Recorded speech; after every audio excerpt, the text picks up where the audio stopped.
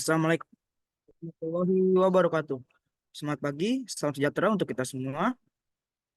Pertama-tama, izinkan saya memperkenalkan diri, yaitu saya Dava Rizky yang akan membantu jalannya sesi diskusi pada kesempatan kali ini.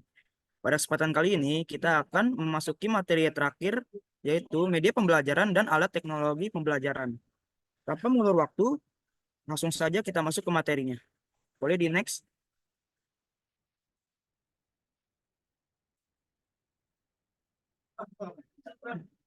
Pertama-tama, izinkan saya memperkenalkan anggota kelompok. Yang pertama yaitu ada saya sendiri, Dava Rizky, lalu Ilda Agustina Caniago, Sabrina Amalia Putri, dan Anastasia Amalia Sulaiman.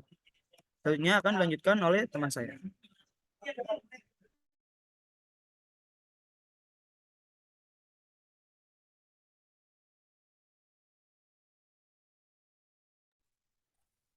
Baik, di sini selanjutnya ada pengertian media pembelajaran. Pengertian media pembelajaran atau kata media berasal dari kata Latin, merupakan bentuk jama dari kata medium. Secara harfiah, kata tersebut mempunyai arti perantara atau pengantar. Media adalah perantara atau pengantar pesan dari pengirim ke penerima pesan. Menurut para ahli, pengertian media pembelajaran dibagi menjadi di sini contohnya ada 3, yaitu menurut Gegne menyebutkan bahwa media adalah berbagai jenis komponen dalam lingkungan siswa yang dapat merangsang peserta didik untuk belajar. Yang kedua itu ada menurut Briggs, mendefinisikan media sebagai salah satu bentuk alat fisik yang dapat menyajikan pesan yang dapat merangsang siswa untuk belajar. Yang ketiga itu ada Scaram 1977 mengemukakan bahwa media pembelajaran adalah teknologi membawa pesan yang dapat dimanfaatkan untuk keperluan pembelajaran. Di sini ada pertanyaan interaktif. Apa yang dimaksud dengan media pembelajaran? Jika ada yang bisa, boleh raise hand.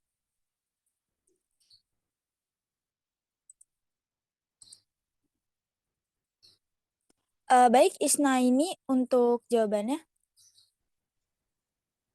Media pembelajaran itu merupakan segala sesuatu yang dapat digunakan untuk menyampaikan atau menyalurkan materi dari guru pada siswanya supaya kegiatan pembelajaran itu lebih terencana dan dapat efektif serta efisien.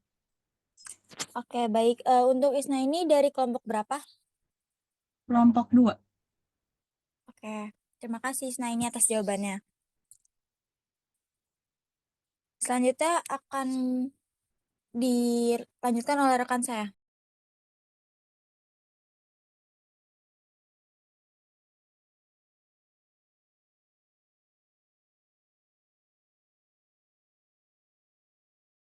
Oke, selanjutnya ada media pengajaran. Media pengajaran adalah segala sesuatu yang dapat digunakan untuk menyampaikan atau menyalurkan materi dari guru secara terencana sehingga siswa dapat belajar secara efektif dan efisien. Aneka ragam media pengajaran dapat diklasifikasikan berdasarkan ciri-ciri tertentu.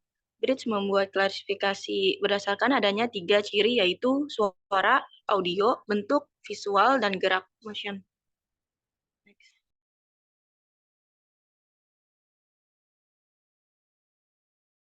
Oke, kira-kira ada yang bisa nyebutin nggak ada berapa macam media pembelajaran dan jelaskan salah satunya? Boleh raise hand kalau yang bisa.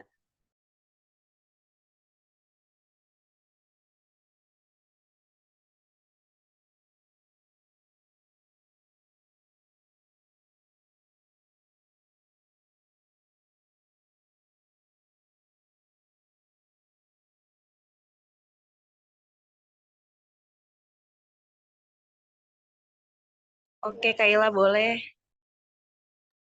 Oke, mungkin media pembelajaran yang saya tahu itu ada 7 ya. Salah satunya mungkin media audio. Jadi media audio ini merupakan suatu sumber belajar yang menggunakan suara atau audio sebagai sarana untuk menyampaikan informasi atau materi pembelajarannya. Jadi contohnya kayak audiobook ataupun podcast gitu. Saya Kayla dari kelompok 5.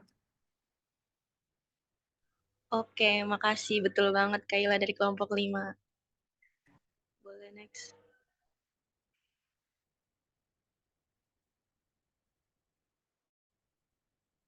Ya, jadi benar ya, ada 7 macam. Yang pertama itu ada media audio motion visual, yaitu media yang mempunyai suara, ada gerakan, dan bentuk objektif dapat dilihat.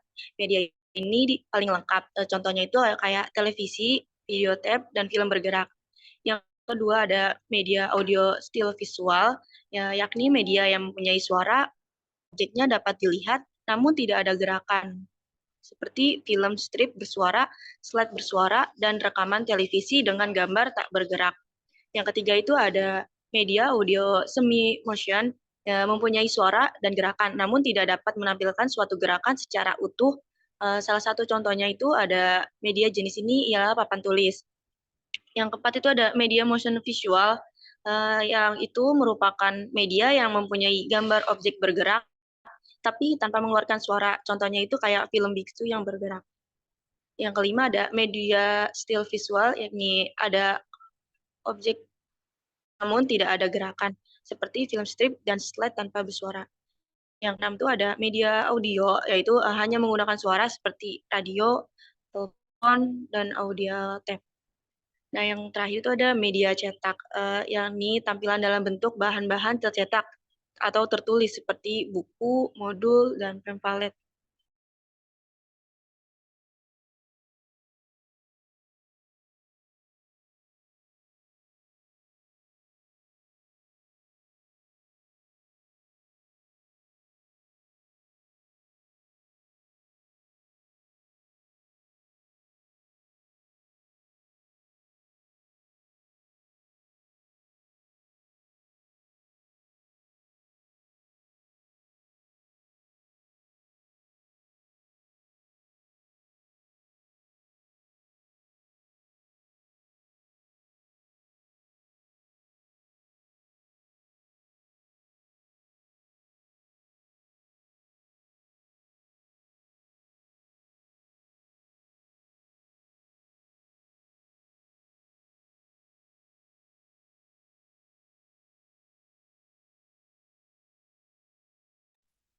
Baik, selanjutnya ada media cetak dan elektronik.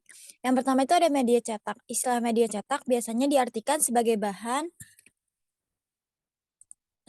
yang diproduksi melalui percetakan profesional seperti buku, majalah, dan modul. Sebenarnya di samping itu masih ada bahan lain yang juga dapat digolongkan ke dalam istilah cetak. Yang kedua ada media elektronik. Ada berbagai macam media elektronik yang lazim dipilih dan digunakan dalam pengajaran. Antara lain, satu perangkat slide atau film bingkai media. Yang kedua itu ada film strips. Yang ketiga itu ada overhead transparansi. Yang keempat itu ada video tape atau video kaset. Apa yang dimaksud dengan alat pengajaran? Apakah ada yang bisa menjawab? Kalau boleh, bisa di raise hand.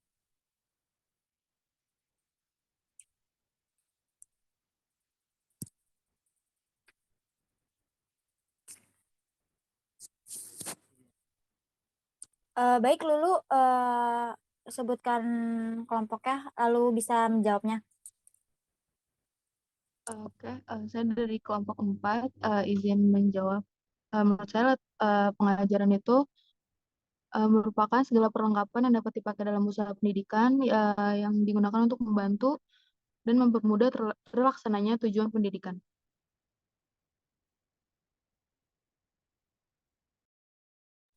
Oke, baik. Terima kasih Lulu atas jawabannya.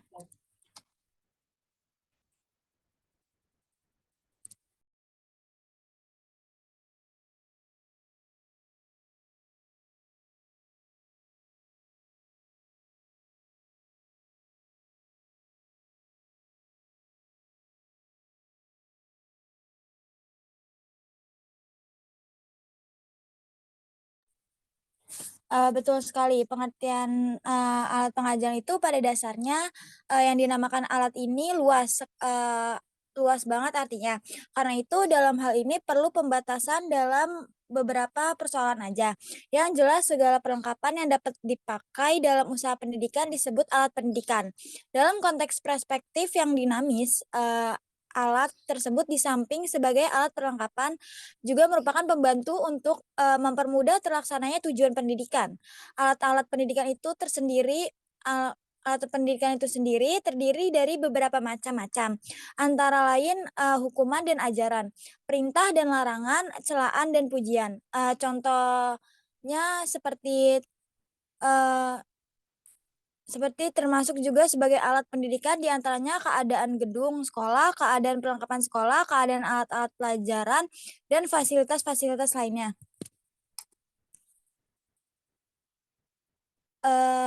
Untuk selanjutnya itu ada nggak sih yang bisa sebutkan ada beberapa jenis alat-alat peraga pembelajaran yang kalian ketahui dan jelaskan salah satunya.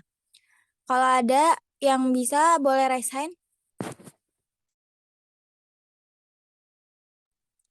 Baik, untuk Pandu, silakan sebutkan nama kelompoknya lalu menjawabnya. Ya, bismillahirrahmanirrahim. Perkenalkan, nama saya Pandu dari kelompok 6. Di sini saya mau jawab pertanyaannya, yaitu untuk jenis alat peraga, ya mungkin ada alat pembelajaran seperti dari audio, visual, ataupun audio visual. Nah, kalau untuk salah satunya saya mungkin bisa jelaskan yang mengenai visual. Yang pastinya visual itu kan alat peraganya itu ada bentuk fisiknya gitu ya, bisa dipegang dan juga bisa dilihat. Misalkan salah satu contohnya ya mungkin kayak gambar, lalu ada foto ataupun infografis, poster itu kan buat mencari, maksudnya mendapatkan informasi gitu ya dari alat peraga tersebut. Lalu kalau misalkan dari uh, mencari data, misalkan bisa dari tabel ataupun ya grafik ataupun diagram gitu loh. Dan kalau misalkan bentuk itu kan bentuknya dua dimensi ya. Kalau misalkan tiga dimensi ya itu mungkin bisa dari contohnya ya, kalau misalkan di dua dimensi kan ada peta nih. Misalkan kalau yang tiga dimensinya ada globe ataupun misalkan peta topografi. Misalkan peta topografi itu kayak cuma dia ada bisa diraba gitu, ada wujud tiga dimensinya. Jadi bisa ketahuan ketinggian satu wilayah itu berapa. Mungkin itu aja sih yang bisa saya jelasin. Oke, baik. Terima kasih Pandu atas jawabannya. Benar sekali.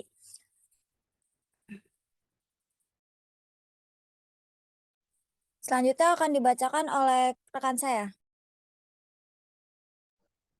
Oke, selanjutnya di sini ada jenis alat peraga. Seperti yang tadi udah Pandu jelasin ya sedikit. Yang pertama itu ada alat peraga visual. Alat peraga visual ini adalah alat peraga yang dapat dilihat oleh peserta didik. Dan alat peraga ini dibagi menjadi dua. Yang pertama ada alat peraga visual dua dimensi, yaitu alat peraga yang hanya memiliki dua dimensi, yaitu panjang dan lebar. Contoh alat peraga visual dua dimensi adalah gambar, foto, peta, grafik, diagram, bagan, dan juga poster. Kemudian alat peraga visual tiga dimensi, yaitu alat peraga yang bisa dipegang, yaitu panjang, lebar, dan tinggi. Contoh alat peraga visual tiga dimensi seperti model, boneka, globe, dan benda-benda nyata lainnya. Boleh di next.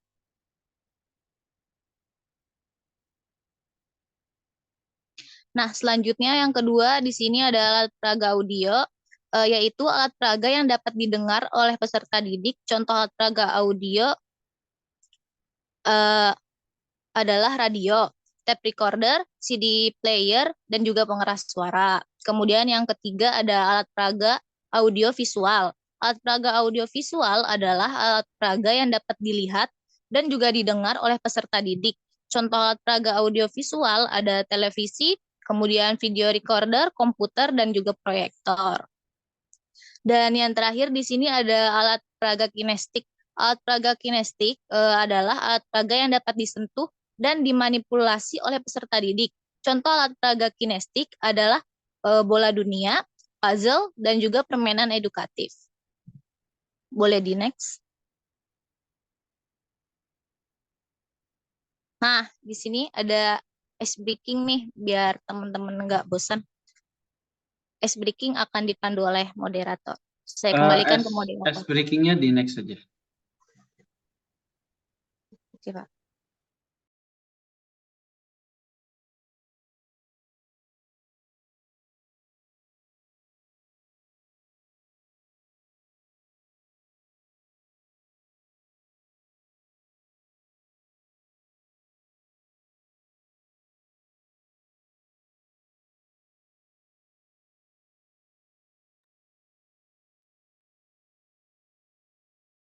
Oh,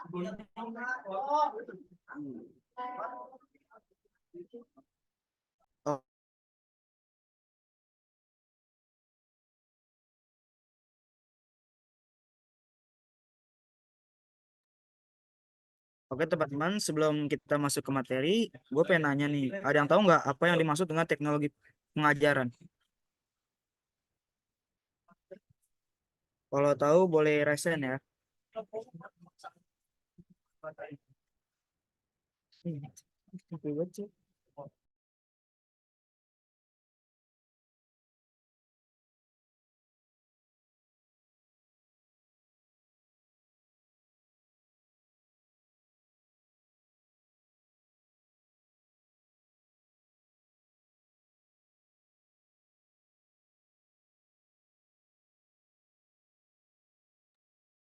Oke, mungkin dari kalian itu nggak ada yang tahu ya, jadi kita lanjut aja ya.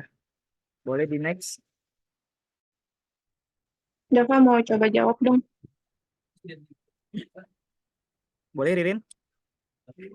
Oke, buat teknologi pembelajaran itu kalau menurut saya kayak penggunaan alat atau aplikasi ya. Kalau sekarang kan banyak platform digital ya. Contohnya Merdeka Belajar yang di platform digital gitu. Itu kan buat memfasilitasi dan juga ningkatin proses pembelajaran sama pengajaran. Gitu sih. Jadi lebih ke adanya perangkat lunak online gitu, digital dan juga sebagainya. Gitu sih. Betul banget Ririn. Ririn dari kelompok berapa kalau boleh tahu? Dari kelompok 3. Oke. Boleh di next.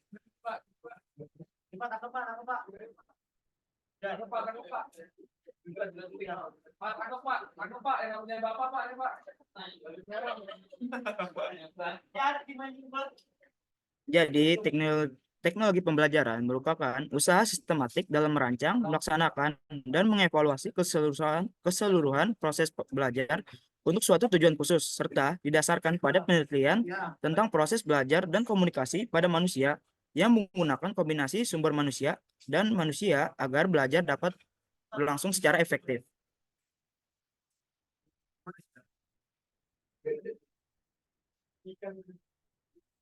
Nah, teknologi pembelajaran tumbuh dari praktik pendidikan dan gerakan komunikasi audiovisual. Teknologi pembelajaran semula dilihat sebagai teknologi peralatan yang berkaitan dengan penggunaan peralatan, media dan sarana untuk mencapai tujuan pendidikan, atau dengan kata lain, mengajar dengan alat bantu audiovisual. Definisi teknologi pendidikan pada awal tahun 1920 dipandang sebagai media. Hal ini disebabkan oleh penggunaan media yang harus dilakukan dalam teknologi pendidikan untuk mencapai tujuan pendidikan. Teknologi pembelajaran merupakan gabungan dari 3 aliran yang saling berkepentingan, yaitu media dalam pendidikan, psikologi pembelajaran, dan pendekatan sistem dalam pendidikan. Bisa dikatakan bahwa media merupakan bagian dari teknologi pembelajaran.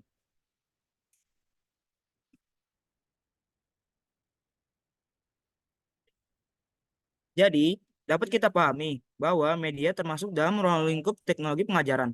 Karena teknologi pengajaran merupakan himpunan dari proses terintegrasi yang di dalamnya terlibat manusia, prosedur, gagasan, peralatan, dan organisasi, serta pengelolaan cara-cara pemecahan masalah pendidikan yang terdapat di dalam situasi belajar yang memiliki tujuan dan disengaja. Peran media di sini adalah sebagai solusi pemecahan masalah pendidikan. Masalah pendidikan yang dihadapi adalah sulitnya seorang pengajar atau guru untuk menyampaikan pesan atau materi kepada siswa. Bagi siswa, media sangat membantu proses belajar karena siswa tidak tergantung kepada guru. Siswa bisa belajar kapanpun dia ingin belajar. Dengan adanya media, maka guru dapat menyampaikan pesan dengan mudah dan dapat diterima siswa dengan baik, sehingga tercapailah tujuan pembelajaran. Dapat disimpulkan bahwa hubungan antara media dengan teknologi pembelajaran sangat erat.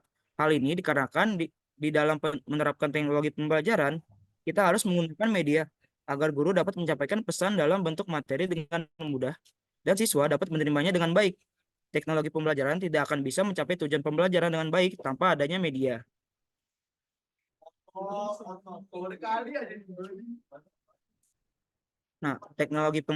Nah, definisi yang muncul harus dipandang sebagai suatu kesatuan karena tidak ada satupun definisi yang lengkap. Proses pengarahan dan koordinasi pada satu atau lebih fungsi tersebut dinyatakan sebagai fungsi pengelolaan pendidikan. Di antara unsur-unsur teknologi pengajaran tersebut yang tampak jelas dapat dilihat yaitu pada model berikut.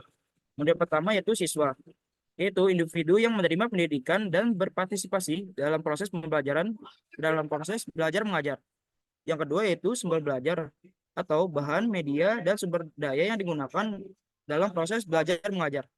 Yang ketiga yaitu material atau bahan-bahan yang digunakan dalam proses belajar mengajar seperti buku, media, dan peralatan.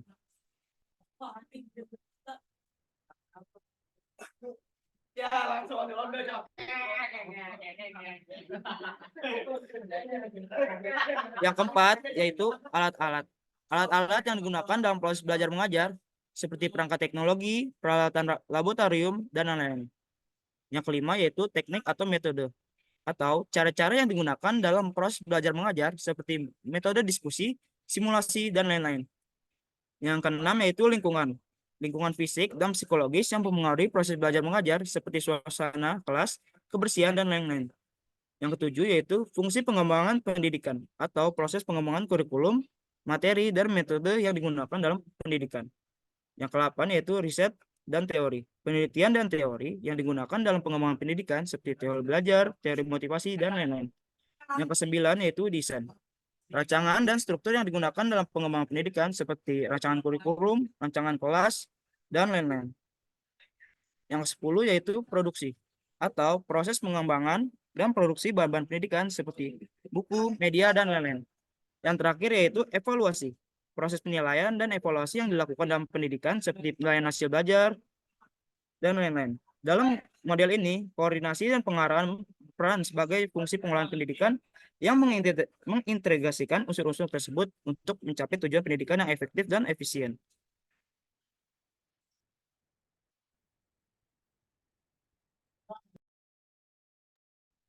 Sekian pemaparan materi dari kelompok 10. Apakah ada pertanyaan?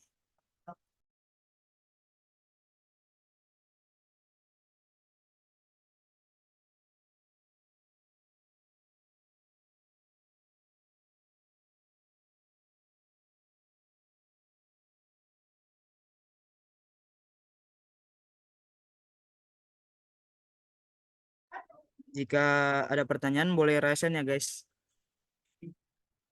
Boleh Pandu untuk pertanyaannya. Oke, terima kasih Dava. Jadi di sini saya mau nanya, masih berkaitan sih sebenarnya dengan materinya mengenai media dan teknologi pembelajaran. Kan yang sebagaimana kita tahu kan eh, zaman semakin berkembang ya, teknologi pun demikian. Dengan teknologi yang berkembang ya singkatnya informasi pun juga semakin gampang kan. Maksudnya informasi semakin banyak, mudah diakses. Terus media penyampaian itu semakin beragam. Intinya setiap kebutuhan pelajar itu diasis terus lah dengan perkembangan zaman. Tapi ada satu masalah yang mungkin bisa terjadi ataupun yang sudah terjadi, di mana pelajar itu ataupun peserta didik itu jadi kemandirian belajarnya jadi berkurang karena apapun sudah disediakan. Bahkan informasi yang ada di Google, tapi karena mereka tahu kalau itu ada di Google, dia jadi malas untuk nyari gitu. Nah, gimana sih kalau misalnya posisi kita sebagai guru ataupun tenaga pendidik eh, mendampingi peserta didik itu dalam menyikapi perkembangan teknologi pendidikan itu sendiri? Gimana sih cara kita mengkolaborasikan eh, teknologi pendidikan itu dengan cara mengajar kita supaya kemandirian belajar dari siswa tersebut masih bisa dipertahankan. Apakah bisa dipahami?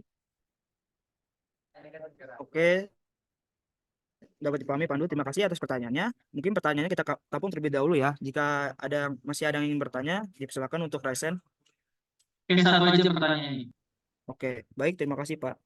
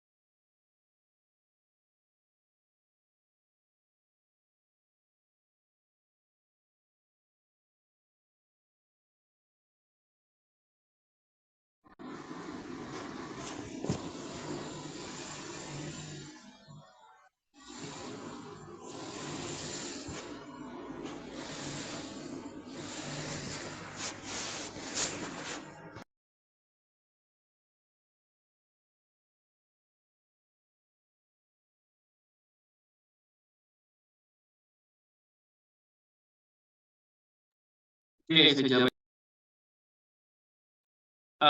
Baik, terima kasih Pandu. Ini pertanyaan yang bagus ya. Kita ngomongin teknologi sekarang cepat banget perkembangan. Semua ada di ibaratnya di Google itu. Semua ada. Bahkan yang kita tidak ketahui sebagai seorang pengajar atau saya lah gampangnya. Kalian klik di Google muncul. Gitu ya. Artinya di sini guru itu harus lebih pintar dari siswanya. Kenapa? Pintar itu bukan sekedar apa ya? Kita paham materi secara detail, enggak juga. Atau mungkin bisa dibilang lebih cerdas lah. Kalau misalnya tadi terkait dengan teknologi terus siswa malas, maka sebagai seorang guru, kita bisa mengacu pada modul ajar. Sekarang saya bicaranya modul ajar ya, bukan RPP.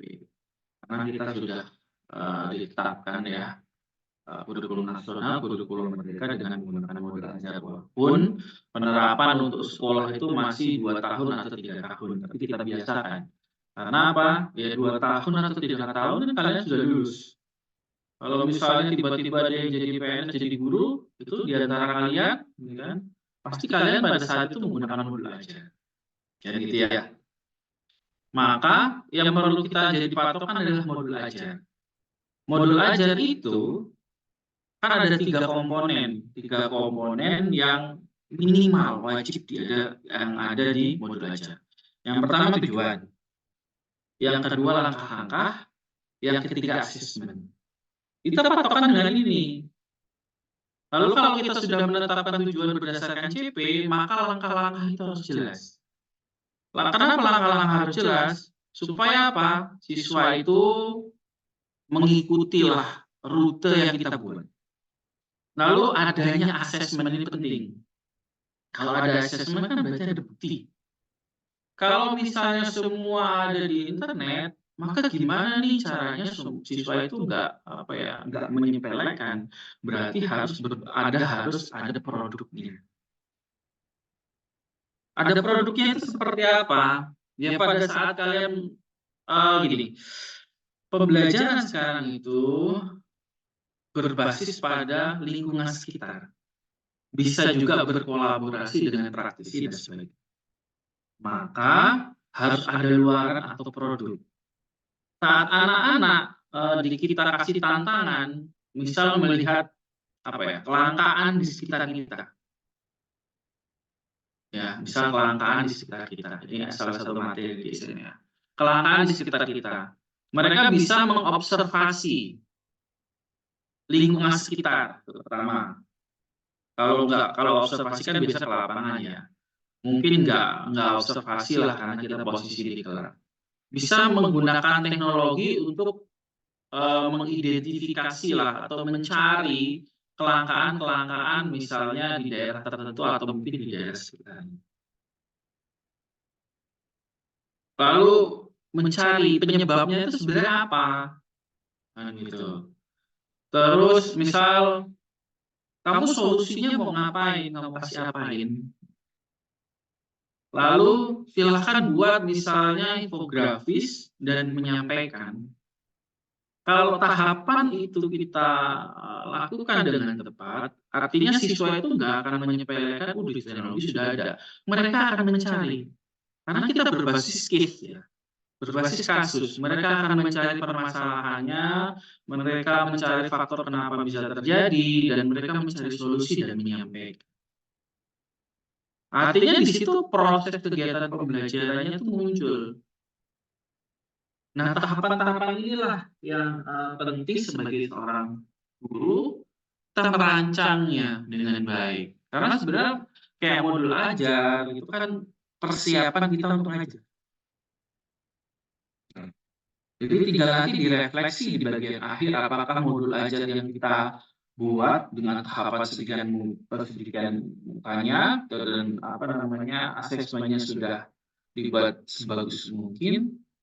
Siswa itu gimana di kegiatan kita, pembelajaran kita? Apakah tertarik, apakah mengikuti, apakah dan sebagainya. Nah, kalau itu diikuti kan profil pelajar Pancasila muncul terkait dengan gotong royong, kreativitas. terus apa namanya, ibaratnya berpikir kritis, itu kan muncul semua. Nah, itulah poin penting yang kita buat sebelum kita mengajar. Jadi guru ya diharapkan harus punya modul ajar. Makanya di awal semester kalian saya kasih RPP. Itu bukan sekedar menjadi patokan materi yang mau disampaikan, enggak. Itu sebagai persiapan kalian apa yang mau disampaikan sesuai dengan itu. Atau RPS lah ya, kalau di perguruan tinggi ya. RPS dan bahkan materi. Mungkin kira-kira itu Pandu untuk jawaban yang tadi. Silahkan jika ada pertanyaan. Baik, Pak, terima kasih atas jawabannya. Oke, baik, silahkan kelompok. Dilanjutkan.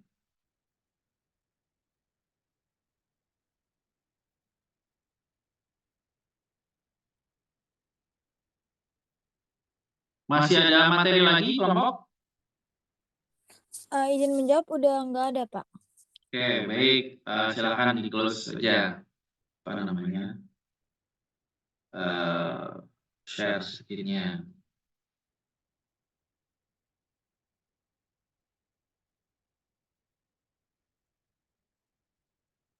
Baik. Saya akan sedikit mengevaluasi ya. Kenapa kita acuannya dengan modul ajar atau RPP lah kalau sekarang kan modul. Nah, kita anggap RPP lah sekarang ya, atau modul ajar. Apa yang kita bandingkan adalah saat kita buat itu harus sesuai dengan yang akan kita sampaikan. Sebagai contoh, teman-teman di sini sudah benar nih nyampein materi media pembelajaran dan alat teknologi pembelajaran. Walaupun dengan catatan yang baca gitu ya, tapi nggak menjelaskan simpelnya gimana sih cara mudahnya untuk dipahami oleh orang lain. Kan poin kita mengajar kan gitu ya. Kita menyampaikan gimana orang itu nangkep, ya cari cara paling mudah. Ini poin pertama. Lalu di materi ini yang menurut saya nggak ada apa? Ini sudah jelas. Sebenarnya di sini ada mensimulasikan. Tapi ini nggak muncul mensimulasikan. Padahal kalau materi begini ya, ini merupakan materi yang paling gampang loh menurut saya. Karena ada prakteknya di sini. Ada mensimulasikan. Tapi ini yang nggak diterapkan, padahal sebenarnya kelompok ini mampu. Sebagai contoh, gampangnya. Tadi bikin presentasi materi presentasi dengan Canva kan? Kenapa nggak mensimulasikan media pembelajaran dengan Canva? Jadi gimana caranya menyusun dengan Canva, menambahkan tulisannya, menambahkan gambarnya dan lain sebagainya. Padahal kelompok ini bisa, kan gitu. Atau mungkin yang biasa dilakukan mahasiswa terkait dengan teknologi pembelajaran, misal pakai Kahoot, misal Quizzes, kan gitu. Atau Mentormity dan lain sebagainya. Itu kan banyak. Toh kalau misalnya nih, kita nggak terlalu jago untuk teknologi pembelajaran. Kalau media sudah jelas dong, kalian presentasi kalian bisa buat media. Itu sudah jelas pasti. Berarti kalian harusnya bisa mensimulasikan, memberikan contoh di situ. Kalau misalnya teknologi, aduh saya nggak pernah nih pakai Quizzes. Saya nggak pernah nih buat Kahoot atau lain sebagainya. Karena ada banyak ya. Terus gimana cara kita? Nah inilah guru itu harus dituntut kreatif. Atau teman-teman di sini juga dituntut kreatif. Maksudnya kreatif gimana? Ya harus memikirkan solusinya. Pada saat kita nggak mampu atau belum menguasai secara penuh suatu teknologi dalam kegiatan pembelajaran. Dan cara gampangnya gimana? Kita menggunakan teknologi gitu loh. Ketik aja di Google cara membuat soal atau membuat pertanyaan by Quizzes. Tampilkan ke teman-teman. Selesai, clear. Kan gitu. Jadi coba kita berpikir gimana solusinya pada saat kita tidak menguasai suatu bidang. Karena nggak mungkin juga ya materi kita 10 materi ini kalian kuasai semua kan nggak juga. Mungkin kalian lupa. Tapi minimal harus kita mencari solusi nih kalau teknologi kita nggak bisa, caranya gimana? Ya video gitu. Dan lain sebagainya. Nah, mudah-mudahan ini hal-hal seperti ini bisa berlanjut ya. Maksudnya berlanjut apa? Kalian mesti semester 2, nanti semester 3, nanti semester 4 dan seterusnya. Dosen itu pasti akan menampilkan RPS-nya. Berarti nggak mungkin tidak menampilkan. Bahkan menampilkan materinya. Kan gitu. Kalau kalian disuruh buat presentasi, ya maka kita berpikir, ini solusinya gimana ya? Kalau saya belum menguasai banget, ya kita menggunakan media-media atau teknologi yang lain. Gitu. Jadi diharapkan luarannya itu jelas. Kalau ini kebetulan nggak, coba saya cek ya. Ini Prof. Siti. Oke, kita lihat tujuannya. Oke, kalau di sini memang nggak sedetail seperti modul ajar. Tapi kita bisa lihat, misal materinya, mensimulasikan media pembelajaran. Ini materinya. Terus anak-anak tujuan pembelajarannya apa? Siswa mampu membuat media pembelajaran sederhana. Kan gitu. Maka mereka disuruh praktek membuat media pembelajaran. Materinya nggak usah banyak-banyak. Mereka langsung membuat media pembelajaran sederhana. Kalau mereka sudah membuat, artinya tujuannya sudah tercapai.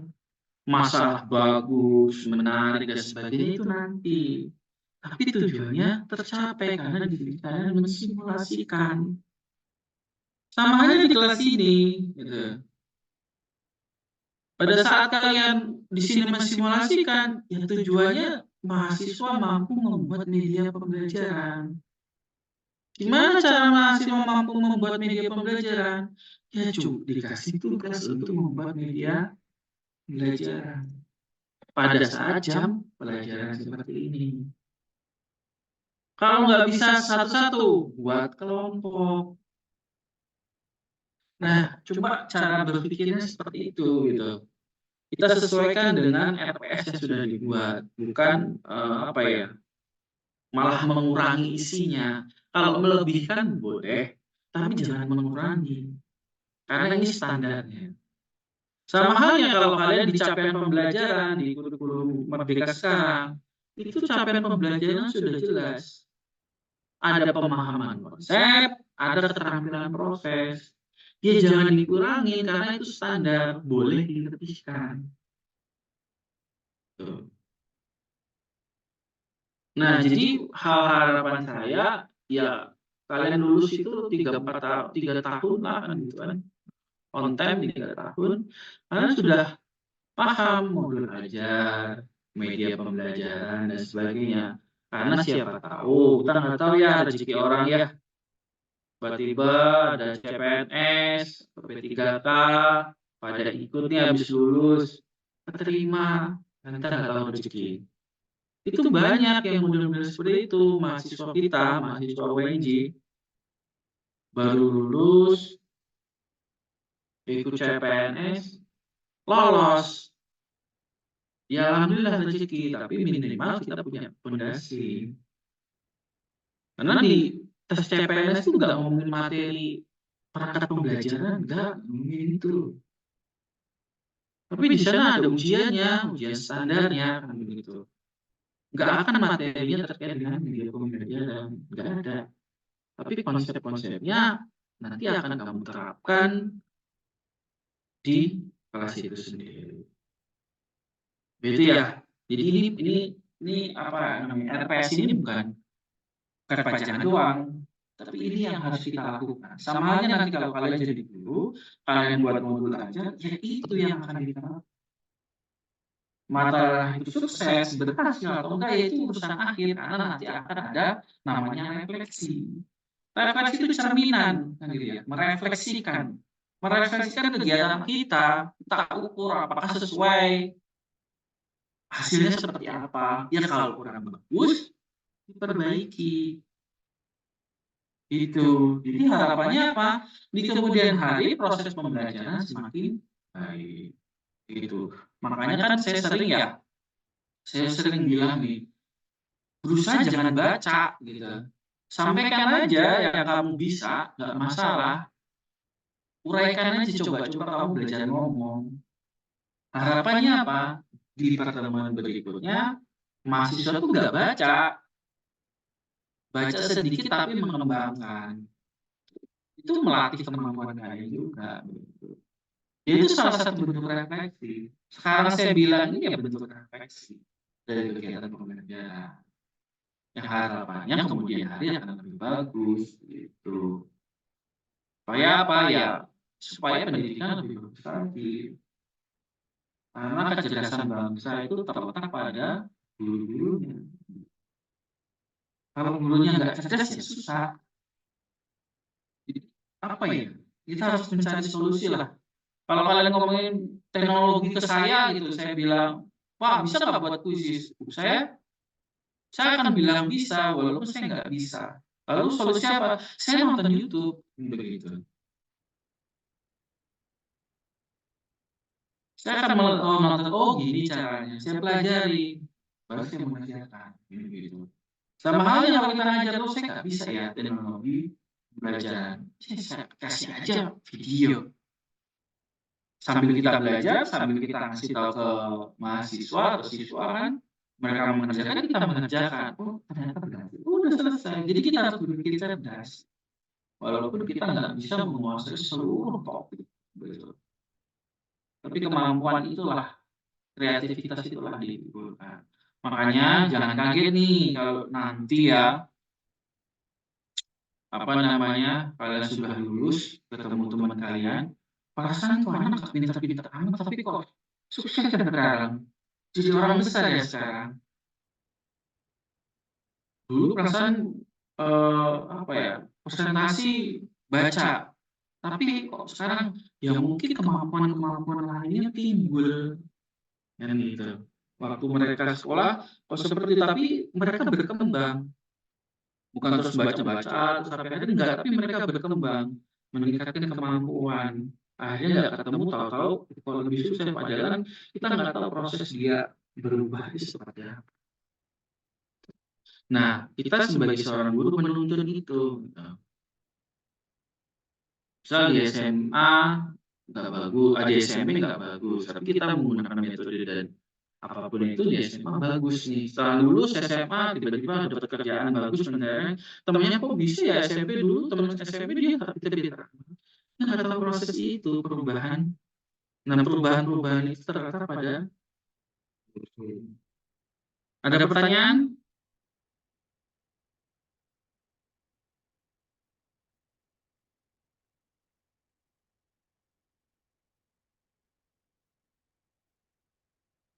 Dan guru juga tuh harus belajar sepanjang hayat. Itu yang yang diperkuat ya. Sampai sekarang pun saya masih baca-baca nih kurikulum Merdeka itu seperti apa ya. Buat ini, buat itu seperti apa ya. Bahkan materi itu saya baca dulu gitu. Bukan berarti saya terus harus di luar kepala, enggak. Kalau nggak bisa saya harus apa ya. Saya sih gunakan teknologi dan sebagainya. Jadi harapan saya kita bisa berpikir cerdas untuk mencari solusi apa yang kita hadapi lah. Jadi kalau punya masalah ya bukannya pasrah, tapi cari solusi. Kalau sudah benar-benar nggak bisa, nggak ada solusi ya baru nanti akan muncul solusi secara. Silakan jika ada pertanyaan.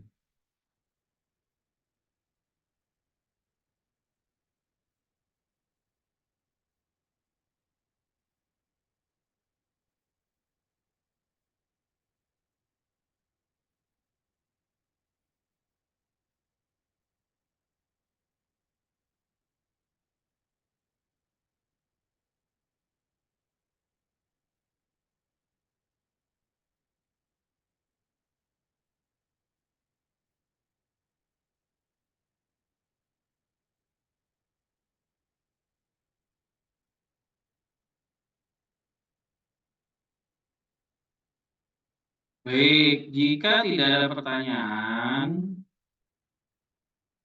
coba kita di situ kan mensimulasikan ya. Di chat ada 2 materi. Ya, udah saya buat 2 materi. Silahkan buat media pembelajaran dan teknologi pembelajaran. Waktunya ya sampai jam 12 lah. Satu materi, satu kelompok 10 orang lah, biar bisa kalian gimana caranya kerjasama membuat media pembelajaran dan teknologi pembelajaran itu. Entah dibagi, entah apa, entah mau pakai PPT, mau pakai apa namanya, Canva, terserah. Jadi itu ada materi, silahkan dibuat, dan perlu diperhatikan kalau kita membuat presentasi itu namanya misal PowerPoint, ya poin-poinnya bukan tulisan yang PowerPoint yang ya di room chat sudah ada 2 materi.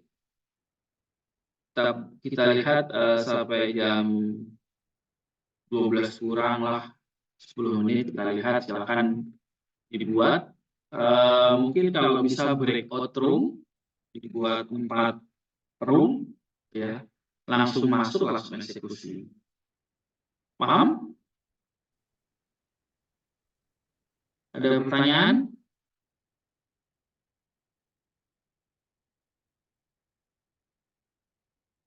Oke, jika tidak ada silakan langsung saja. Ini hostnya siapa ya? Hostnya Pandu, coba Pandu bisa breakout nggak? Sedang saya coba, Pak. Oke, dibuat 4 room aja, nanti langsung join, langsung di-download materinya, jangan lupa di-download dulu. Langsung satu materi berarti 2 kelompok lah ya. Kelompok 1 dan kelompok 2 itu materi 1, kelompok 3 dan kelompok 4 itu materi 2. Silahkan mau buat Canva, mau buat PowerPoint, mau buat Quizzes, atau paling gampang Google Classroom. Google Classroom gampang ya, kalau ada soalnya tinggal impor selesai, kan gitu. Selesai. Atau mungkin pakai Outlook dan punya email WJ ya, itu bisa dan sebagainya. Oke, silakan dibuat Pandu.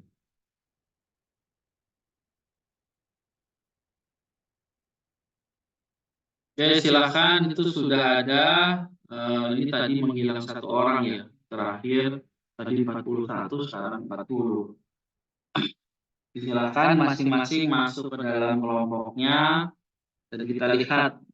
Oke, tambahan sedikit, mungkin nanti disampaikan untuk teman-teman yang lainnya karena sudah terlanjur. Kalau buat Canva, jangan Canva yang anak-anak gitu ya, karena yang kalian hadapi anak SMA. Kalau kayak anak-anak tadi mungkin anak SD, Pak senang banget gitu. Kalau anak SMA mungkin aneh. Gitu ya. Jadi coba buat sesuai dengan jenjang kalian. Kalau nanti kalian ngajar SMA ya anak-anak SMA kira-kira PPT-nya yang menarik seperti apa ya. Ini nanti disampaikan ke kelompok masing-masing ya. Silakan. Pandu saya jadikan co-host biar bisa masuk ke room ya. Yang bisa ya, host kan bisa ya masuk ke room ya. Oh, di sini belum ini, Pak, belum diatur. Maksudnya tidak diatur bisa buat host. Mungkin hostnya saya balikin ke host utamanya aja, Pak. Si Zaki. Oke, ya udah nggak apa-apa. Apa sih jadi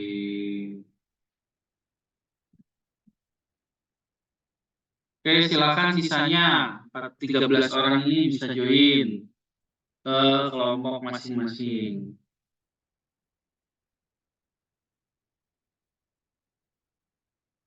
Kita coba lihat dalam waktu ya kurang lebih 50 menit. 10 orang ini bisa menghasilkan apa.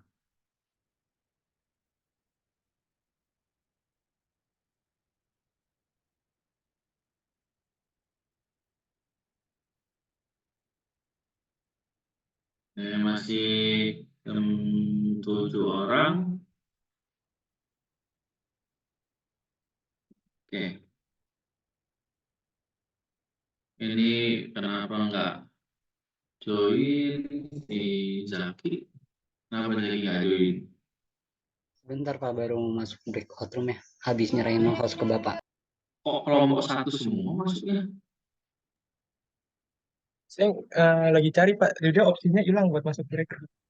Ya udah, saya pindahin lah ke kelompok masing-masing. Saya pindahin manual aja satu-satu.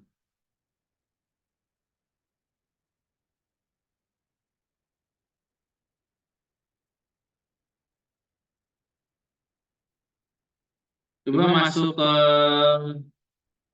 room 1, sampaikan aja biar nggak bingung kalau tiba-tiba kok saya pindah gitu.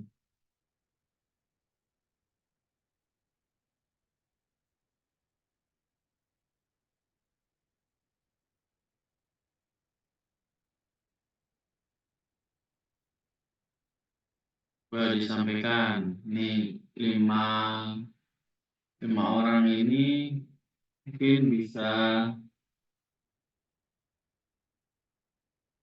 Kalian nggak bisa join ya? Sisanya ini 4 orang ini ya? Iya betul Pak. Tulisannya di sini enggak. Iya, kamu not join sih. Saya masukkan ke ini aja lagi. Nanti disampaikan ya ke teman-teman. Oke, Pandu juga saya masukkan ke kelompok 5.